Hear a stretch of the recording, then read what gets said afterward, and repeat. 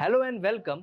The print के इस video में आज हम बात करेंगे कि कैसे उत्तर प्रदेश में बीजेपी के लिए चुनाव से पहले एक नया चैलेंज सामने आ सकता है। दरअसल उत्तर प्रदेश बीजेपी के तमाम दिग्गज नेता ऐसे हैं जो इस बार अपने बच्चों को चुनाव लड़ाना चाहते हैं और इसके लिए जोर आजमाइश भी तेज़ कर दी है।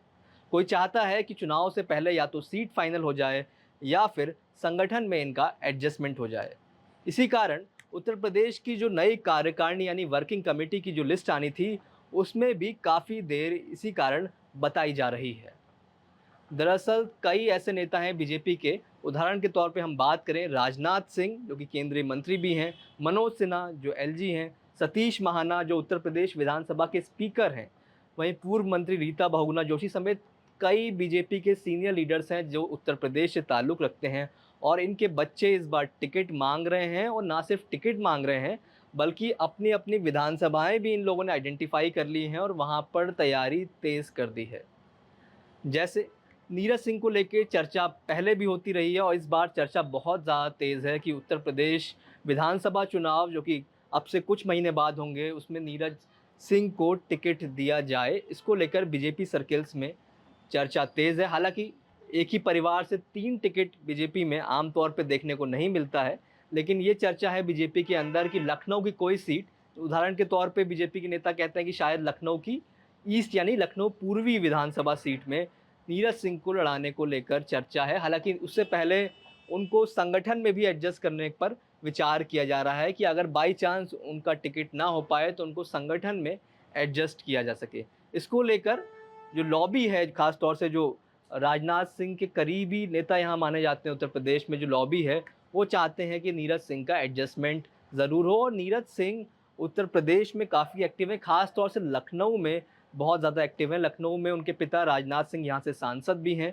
तो ऐसे में जब राजनाथ सिंह अवेलेबल नहीं रहते तो नीरज सिंह ही तमाम प्रोग्राम्स में आपको दिखेंगे। सोशल मीडिया पर आप देखें तो नीरज सिंह ने अपने बायो में भी अपने आप को एक कार्यकर्ता बताया है। साथ ही साथ 20 साल यानी 20 ईयर्स से वो सेवा और संगठन जो वो कहते हैं कि सेवा और संगठन में वो लगे हुए हैं।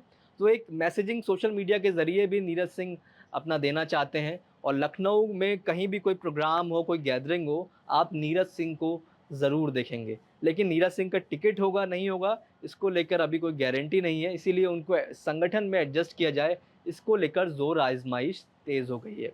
एक दूसरा बड़ा नाम कि मनोज सिन्हा जो कि केंद्रीय मंत्री रहे और अब एलजी हैं जम्मू कश्मीर के, उनके बेटे अभिनव सिन्हा को भी विधानसभा चुनाव लड़ाने को लेकर चर्चा तेज़ है। अभिनव का नाम 2024 लोकसभा चुनाव से पहले भी आया था, लेकिन अब गाज़ीपुर सदर सीट जो कि गाज़ीपुर की जो शहरी सीट है, वहाँ से मनोज सिन्हा के बेटे अभिनव सिन्हा जो कि टेक्नोक्रेट हैं और नौकरी छोड़ने के बाद राजनीति में एक्टिव हुए, उनके सोशल मीडिया अकाउंट पर भी आप देखेंगे तो अभिनव तमाम कार्यक्रमों में हिस्सा लेते हैं। भाजपा के तमाम नेताओं के लोकल जो लीडर्स हैं उनके साथ देखे जाते हैं और स्वच्छता अभियान जैसे तमाम इवेंट्स हैं जिसमें अभिनव सिन्हा की मौजूदगी होती है और गाज़ीपुर से सीट को वो एम कर रहे हैं।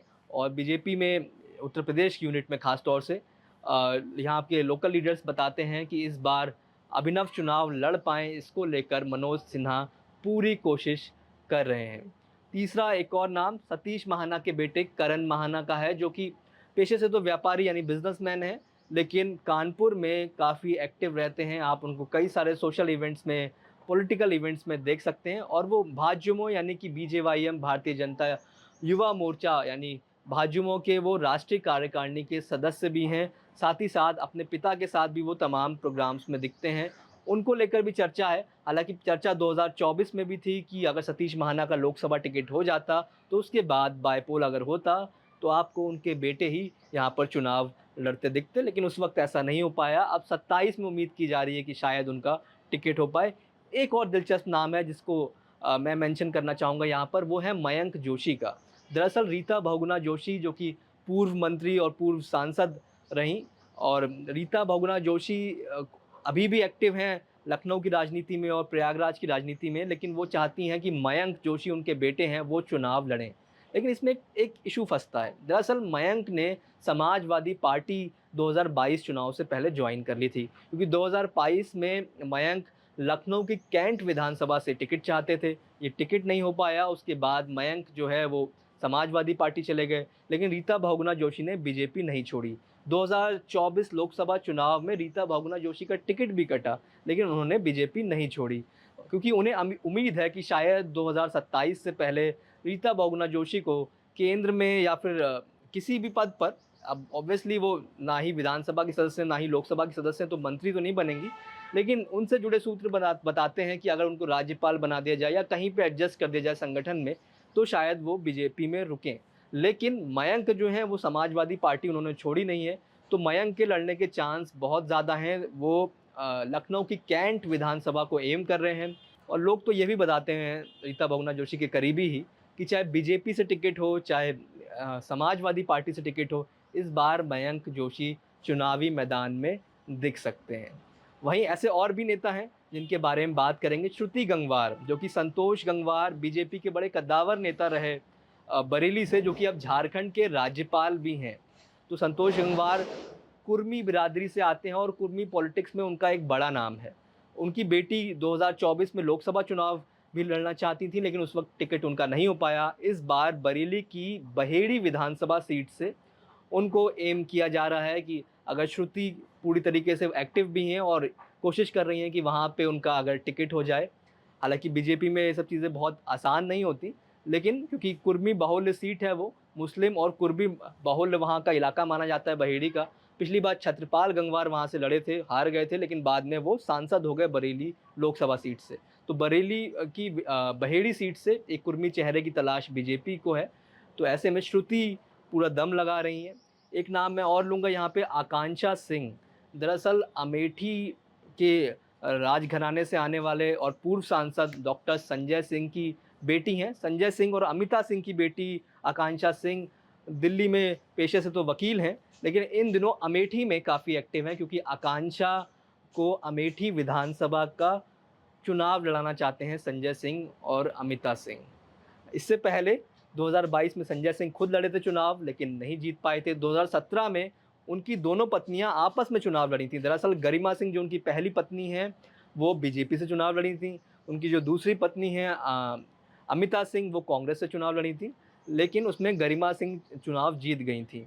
इस बार भी कहा जा रहा है गरिमा सिंह अगर खुद नहीं लड़ी तो वो अपने बेटे या बहू को चुनावी मैदान में उतार सकते हैं, लेकिन इधर संजय सिंह ने आकांक्षा सिंह के लिए पूरी कोशिश जो है वो अपनी जारी कर दी है, और अमिता सिंह तमाम जगह पर आकांक्षा को कार्यक्रमों में भी ले जा रही हैं, ताकि उनका पॉलिटिकल एक्सपोजर धीरे धीरे इसमें बढ़े। ऐसे तमाम नाम आपको उत्तर प्रदेश की राजनीति में आज की तारीख में मिल जाएंगे, जिसमें उनके पिता या उनकी माँ बीजेपी की बड़ी नेता हैं, और उनके बच्चे अब जो है वो चुनावी मैदान में उतरना चाहते हैं। ब्रजभूषण शरण सिंह की बेटी ने भी कुछ पिछले दिनों चुनाव लड़ने की इच्छा जताई थी। हालांकि ब्रजभूषण शरण सिंह के छोटे बेटे जो हैं विधायक हैं, बड़े बेटे सांसद हैं। अब बेटी भी टिकट चाहती हैं, लेकिन नोएडा से, जहाँ की उन्होंने एक बार इच्छा जताई चुनाव लड़ने की, नोएडा में ऑलरेडी राजनाथ सिंह के बड़े बेटे यानी कि पंकज सिंह सिटिंग एमएलए हैं। तो ये सब चीज़ें इतनी आसान नहीं दिखती, लेकिन बीजेपी के लिए थोड़ा सा कॉम्प्लेक्स सिचुएशन हो जाती है अगर इतने सारे दिग्गज नेताओं के बेटे चुनाव से पहले सब टिकट मांगने लग जाए, क्योंकि बीजेपी तो हमेशा समाजवादी पार्टी और कांग्रेस पर कटाक्ष करती है कि यहाँ पर तो परिवारवादियों को ही टिकट मिलता है। तो बीजेपी में सब कुछ आसानी से मिल जाए, ऐसा अभी तक तो नहीं देखा गया है। तो बहुत सारे संघर्ष इन सीनियर लीडर्स को भी करने पड़ सकते हैं अगर अपने अपने बच्चों को चुनाव लड़ाना है। लेकिन BJP as a party unit थोड़ा सा चैलेंजिंग होगा कि इनमें से किसको संगठन में एडजस्ट किया जाए और किसको चुनाव लड़ाया जाए। तो ये वो थे नाम जिनके बारे में हमने बताया। उत्तर प्रदेश की बाकी पॉलिटिकल गतिविधियां भी हम आपको बताते रहेंगे। आप देखते रहिए द प्रिंट।